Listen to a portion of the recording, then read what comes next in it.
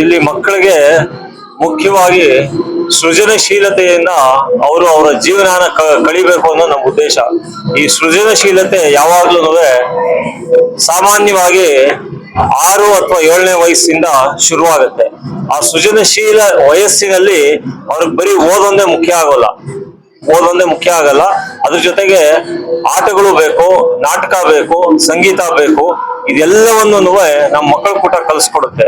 ಈ ಒಂದು ಸೃಜನಶೀಲ ಸ್ಥಿತಿಯಿಂದ ಅವ್ರ ಮುಂದೆ ಬೇರೆ ಬೇರೆ ಕ್ಷೇತ್ರಗಳಲ್ಲಿ ಸಾಕಷ್ಟು ಸಾಧನೆಗಳನ್ನ ಸಾಧಿಸ್ಬೋದು. ಅದೇ ನಮ್ಮ ಮಕ್ಕಳ ಕೂಟದ ಧ್ಯೇಯ. ಇಷ್ಟನ್ನ ನಾನು ಹೇಳಲಿಕ್ಕೆ ಬಯಸ್ತೇನೆ.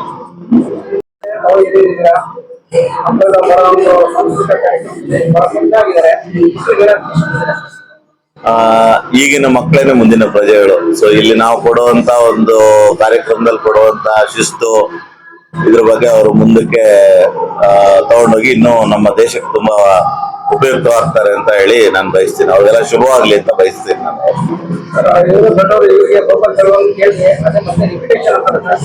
ಒಂದು ಬೆಂಗಳೂರು ನಗರದಲ್ಲಿ ಒಂದು ಇಂಟರ್ನ್ಯಾಷನಲ್ ಸ್ಕೂಲು, ಕಾಲೇಜಸ್ ಮತ್ತೆ ಬಹಳಷ್ಟು ಪೇರೆಂಟ್ಸ್ ಚೆನ್ನಾಗಿ ಎಜುಕೇಟೆಡ್ ಆಗಿರ್ತಾರೆ. ಅವ್ರು ಫಸ್ಟ್ ಟೈಮ್ ಸಿಗೋದು ಏನು ಡೌಟ್ ಇಲ್ಲ. ಅದೇ ಹಳ್ಳಿ ಸೌದಿನ ಹೆಣ್ಮಕ್ಳು ಗಂಡ್ಮಕ್ಳಲ್ಲಿ ಬರ್ತಾನೆ ಇರುತ್ತೆ, ಒಂದು ಫೆಸಿಲಿಟಿಗಳ ಅದು ಮೇಲೆ ಒಂದು ಓದಕ್ಕೆ ಪರಿಚಯ ಇರುತ್ತೆ. ನಾನು ಹತ್ತನೇ ತರಗತಿನಲ್ಲಿ ಹಳ್ಳಿ ಹೆಣ್ಮಕ್ಳು ನಂಬರ್ 1 ಇದ್ದಾರೆ. ಅವ್ರಿಗೆ ಅಂದ್ರೆ ನಿಮಗೆ ಗಾದೆ ತರಾನೇ ಹೇಳ್ಬೋದು, ವಿದ್ಯೆ ಯಾರಪ್ಪನ ಸೊತ್ತು ಅಲ್ಲ.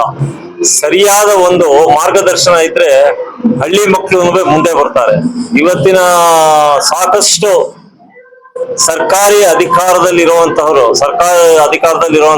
ಸಾಕಷ್ಟು ಹಳ್ಳಿಗಾಡಿನಿಂದಲೇ ಬಂದವರಾಗಿರ್ತಾರೆ. ನೀವು ನೋಡ್ಬೋದು, IAS IPS ಇವರೆಲ್ಲ ಒಂದು 30-40% ಜನ ಹಳ್ಳಿಗಾಡಿನಿಂದಲೇ ಬಂದಿರ್ತಾರೆ. ಅದರಿಂದಲೇ ವಿದ್ಯೆಗೆ ಯಾವುದೇ ಒಂದು ಬಂಧ ಇಲ್ಲ.